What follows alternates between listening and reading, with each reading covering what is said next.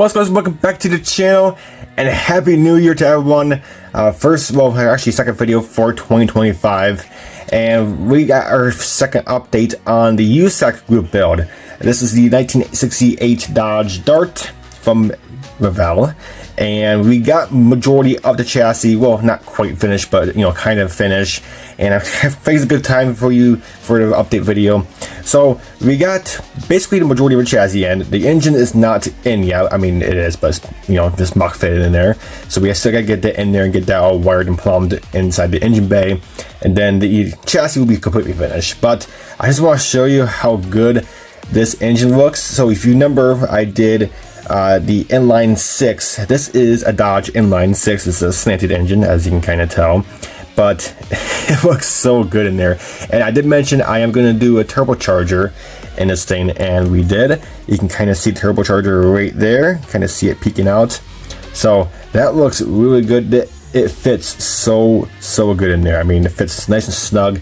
They just kind of click it in there, just the way it's kind of sitting. But yeah, it looks really good. I mean, they got the intake all hooked up.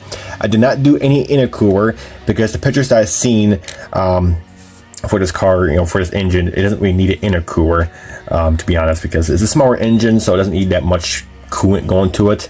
But it looks so cool. We got it all wired and plumbed. All the distributor wires, with the yellow distributor wires. We got oil dipstick in there. Those are parts by parts.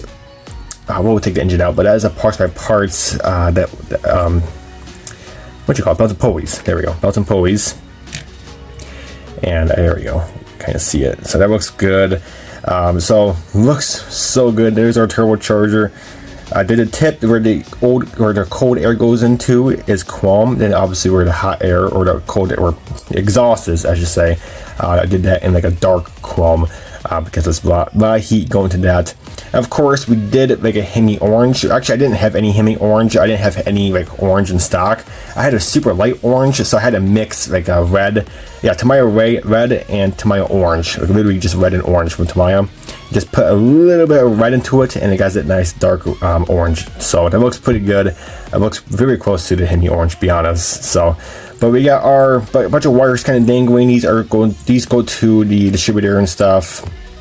So that good stuff. So the battery, I'm not putting the battery in the engine bay. I'm going to pretend the battery's in the trunk. I did not cut the trunk out. I was going to, but I kind of didn't really feel like it. So the battery, is now in the trunk. So we're going to run these lines going to the firewall, and then going to the trunk and stuff. But so this engine looks really good. I'm actually really happy how this thing turned out.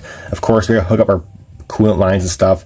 I'm not going to do hardly any breaded lines. I mean, I did one breaded line going to the intake and stuff right there, but that's not much breaded line. The pictures I've seen, not much breaded line. So we're going to be using the Detail Master coolant hose, just a basic hose. Breaded line was pretty cool and all, but I want to make this build like it's like a cheap, project build.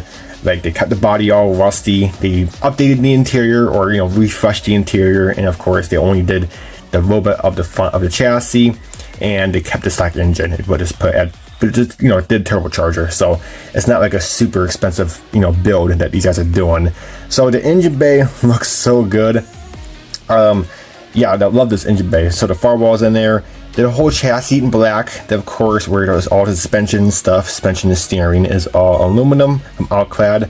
And of course, we got our fan in there. We got a electric fan in there. So we got a whole electric fan with lines and stuff, electrical points going to it and stuff. So it looks pretty cool. So there's that. And then under the chassis, we got it all weathered and grimy, kind of rusty looking, because of course it's has to go on that rusty body. And of course we cut the front clean because that's all replaced and stuff, but back here we did it all rusty, grimy, and kind of nasty. I didn't touch that at all because there's kind of no reason to, because they say works good, we're good. They just double check, make sure everything's fitting good and working right, make sure it's not always rotted through. But it's not rotted through, it's just kind of grimy, and how old cars are. So that's it for the chassis. Let's go on to the body. And here is our body. I did a how-to video on how to do a rusty body. I did get some questions for quite a few years. I just didn't feel like doing, or I haven't done any rusty bodies lately, so finally got a chance to do a how-to video. But this body works pretty good. I mean, it looks really good. Not done it yet. I still have to do the chrome on here. I'm going to do like a matte chrome. I don't think I have any matte chrome bare metal foil, but we'll just put on a matte clear. We'll put on another coat of matte clear. And also, I do want to do the striping that goes back here from the kit that has like the SRT, whatever the heck it is, stripe that goes back here. So I want to do that. I'm going to put that on there. Of course, I'm going to rip it up and tear it up, you know, so the rust kind of bleeds through it. And then, yeah, we're going to do the matte clear again. So we're going to do the bare metal foil on it. We're going to do the bare metal foil in like a matte finish. And of course, we got to put our stripe on there. And of course, you know, matte clear over that as well. So we got to tear that up and stuff. So we're not quite done with the body yet, but majority of it is done. And it looks really good. I love the rust. It looks absolutely amazing and turns out really good. So that's that. The interior, I did not touch the interior yet. It's still over here in pieces. I do want to show you the wheels. Here's the wheels, and these are really cool. So these wheels did come with hubcaps, and here they are. I did paint them in chrome, but I'm actually thinking of going without the hubcaps. You know, might get hubcap free. You know, have the lug nuts exposed, because I think it would be pretty cool. Just have them just kind of like that. You know, no hubcaps, no nothing. Because like I said, this is like a rusty build. I don't want to be all decked out. I kind of want the exterior to look kind of stock. That's why I went with these, you know, custom, you know, Mopar wheels. They're just bigger. So that's why we did those wheels and all that good stuff. And of course, the stock hood and all that good nicky queenies. So that looks pretty cool. Of course, we got some photo edge going on the hood. So that looks pretty cool. Did all the chrome, shipped all the chrome, and I painted all the chrome in. This is brushed aluminum from Alclad. I did not want any chrome on here. The chrome just got so faded or just kind of rotted, so they just scuffed up. You just scuffed it up and, you know, just painted it in like aluminum finish, or they just polished it, whatever. So we did all that in, yeah, brushed aluminum, and it looks pretty cool. It looks really good back there. So that's gonna look really nice. And then we got our grill here. Of course, we have some photo edge going into the grill.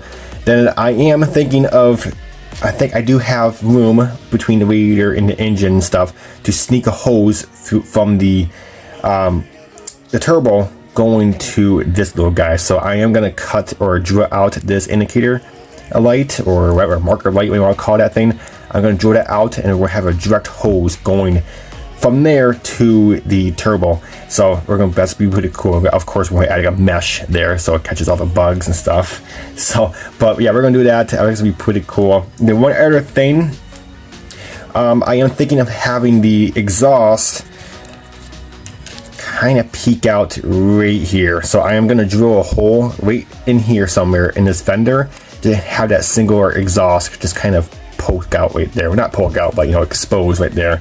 So yeah, we're gonna drill a hole somewhere in this fender area down here, and then have that exhaust, because the exhaust, when I put the engine in it, the exhaust kind of lines up right here, and then I'm gonna have it kind of come through this chassis frame. So, and that's gonna be up with the fender. So I think we're gonna do that, because I was gonna do the underlining exhaust, but I think it'd be pretty cool just have like a one singular exhaust pipe on one side, because some people will be looking at it like, what the heck? Shouldn't have two exhausts, you know, on this side, but you know, it's a straight 6. So we have one, because we do have our exhaust just, you know, right there from the turbo system. So it looks pretty cool. But other than that, guys, that's it. That's the update I wanted to show you. We'll do another update when we get the interior done and get the engine fully into the chassis and stuff, and get it all wired and plumbed up in there, and then we'll go ahead and do another update, show you the progress on that. But alright guys, that's it for this video. Hope you enjoyed, and happy new year to everyone. 2025.